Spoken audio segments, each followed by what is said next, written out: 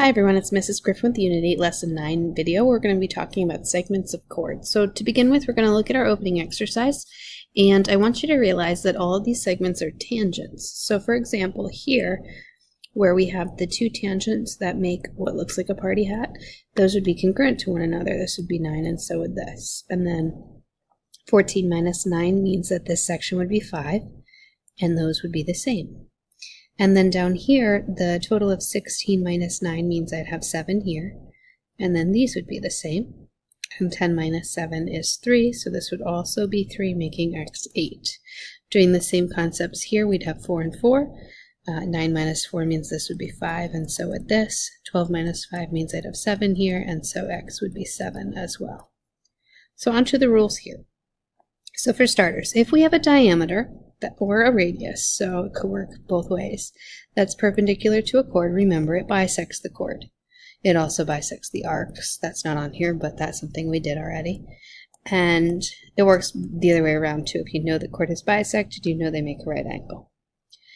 Next, we did a proof for this one back in lesson 7, where we showed that if you had two chords that were equidistant from the center, that they ended up congruent at the end. And so that's a rule that we're going to be applying to some of our questions now. So if this distance is the same from here to here and here to here, the perpendicular distance, then that means that the chords are congruent to one another. Chord. If we have two chords that intersect one another, they form 4 segments. We did a proof in lesson 6 to show what rule would come out of that. We would have AE times EB equals CE times ED, which is those 4 different segments. So if we look here, if I call the segments A, B, C, and D, the product of A and B, because they're on the same chord, would be equal to the product of C and D because they're on the same chord. And then finally, remember that if you have a radius or a diameter that meets a tangent, it would be perpendicular to it. And all of those rules are going to apply to these problems that we have here. So, for number 1, you see we have a radius of 6 here, and it's meeting a tangent of x. That means this is making a right angle. If you put in the other radius of 6, this side would be 12. And here we have an application of Pythagorean theorem. So we have x squared plus 12 squared equals 25 squared.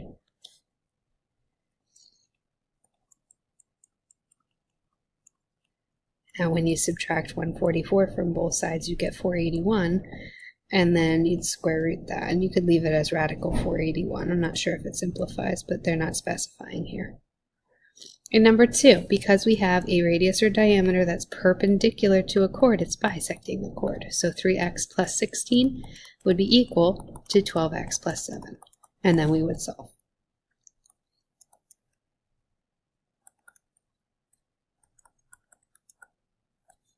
Okay, in number 3, because the perpendicular distances to these chords from the center is the same, then these chords AB and CD are congruent to one another, and so we'll set them equal. 3x minus 11 equals x plus 9, and we'll solve. Subtract x, add 11, divide by 2, and you'll get 10. Okay, now for number 4, this is our chord rule. So if you look at chord AB, I'm going to take the 2 pieces of chord AB and I'm going to multiply them together. So I'm going to take the x plus 10 and the x plus 1, which are the 2 pieces here and here, and multiply them. And then on the other chord, DE, I'm going to take those 2 pieces, which would be the x plus 13 and x, and multiply them together. So I'm going to distribute here.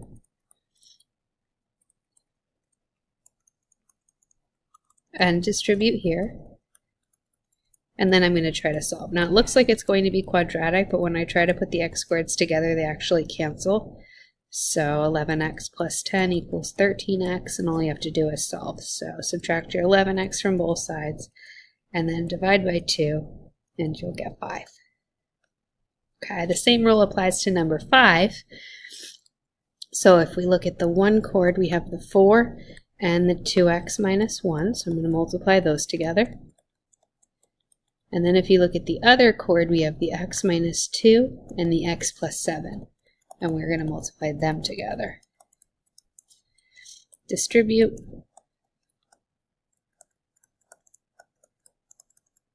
And this time it actually ends up quadratic completely, because when I go to make it equal 0,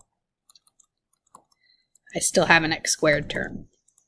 So 7x minus 2x minus 8x is minus 3x, and negative 14 and 4 is negative 10. So if you can recall, I'm looking for numbers that add to negative 3 and multiply to negative 10. That would be x minus 5 times x plus 2.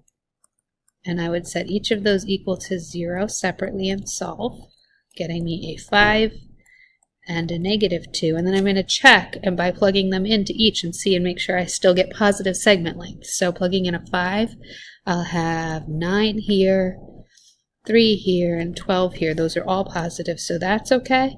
And if I were to plug in the negative 2, I'd have a negative 4 here, which would not work. A negative 8 here, negative 5 here, which would also not be okay. This one would be a positive 5. So that one's the only one that ends up okay, but because they're not all positive segments, that's not going to work. All right, I'm going to use the same rule for 6. So I have the 2x minus 1 is going to multiply by the 3x minus 1, and the 4x minus 2 is going to multiply by the x plus 1. Remember, it's the ones on the same chord that get multiplied together with one another. Distribute these out.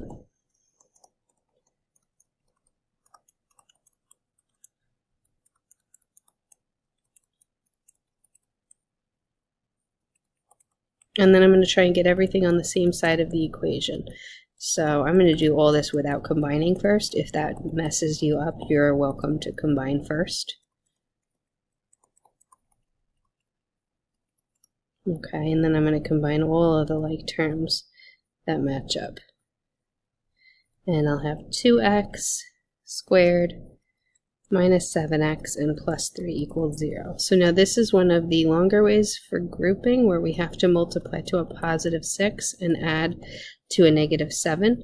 So that would be negative 1 times negative 6. And with these, you have to remember to break up that center part. So you have your 2x squared, your minus 1x, your minus 6x, and your plus 3. We're going to do the GCF for each section. Here it would be x, and we'd have 2x minus 1. Here we'd keep the front sign and it would be 3, and we'd have 2x minus 1 when we divided.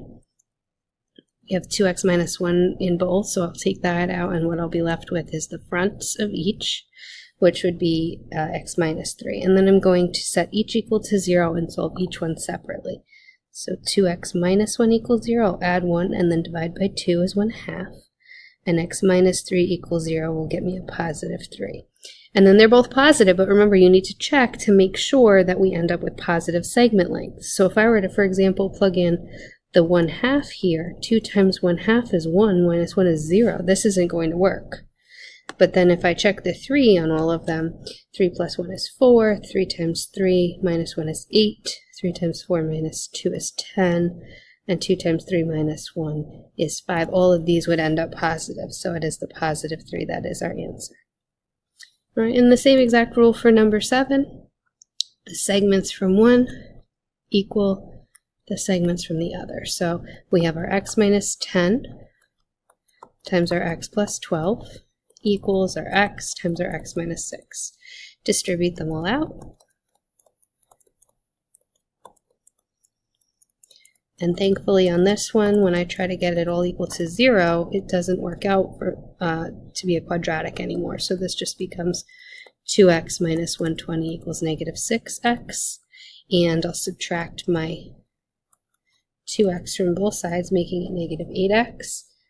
And then if I divide by negative 8 on both sides, I'll get 15.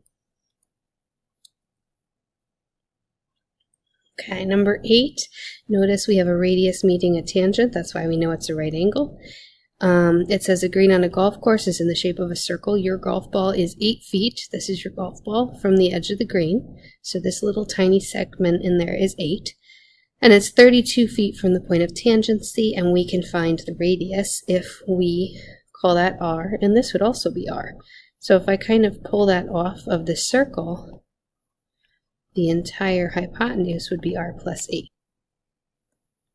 Now I can use Pythagorean theorem, which is a squared plus b squared equals c squared, to solve. So don't forget that when you do r plus 8, the binomial, and squaring it, you're multiplying it by itself. So we end up with r squared plus 1024 equals r plus 8 times r plus 8, which when you distribute it all out, you get r squared plus 16r plus 64. And then like many of the others, when I try to put the r squareds together, they cancel. So I have 1024 equals 16r plus 64. Subtract your 64 from both sides, you'll get 960. And when you divide by 16, you'll get 60. And so the radius is 60, which means the ball is r plus 8, 68 feet from the center, or from the hole.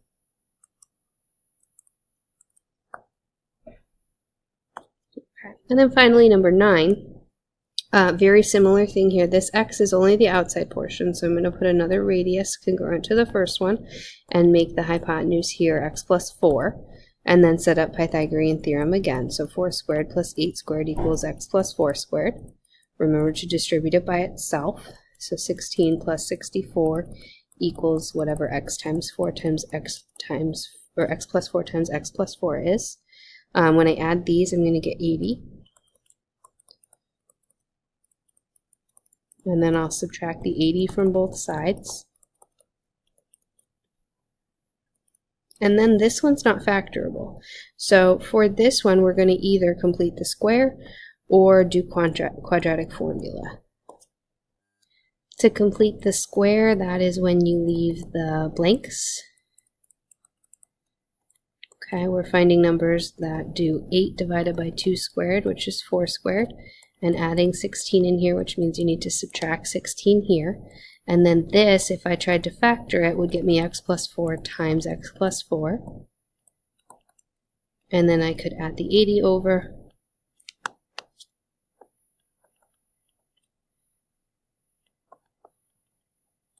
Square root both sides, which would end up getting me plus or minus radical 80, which I'll simplify, 16 times 5. And then I'll subtract the 4 over and put it in front, and I would get negative 4 plus or minus 4 radical 5 that way. And then also quadratic formula, where a is 1, b is 8, and c is negative 64. So you can substitute in all of those. So negative b plus or minus b squared minus 4 times a times c, all over 2 times a, which would be 2 times 1, and then simplify that. So you end up getting negative 8 plus or minus, and then all of this makes 320 over 2. And when you simplify that 320, 64 goes into it 5 times, making it 8 radical 5. So then this could become negative 8 plus or minus 8 radical 5 over 2. And when you divide both 8's by 2, you get negative 4 plus or minus 4 radical 5, just like when we completed the square. All right, so you do need to remember both methods for Algebra 2. Make sure you brush up on them. And I will see you in class.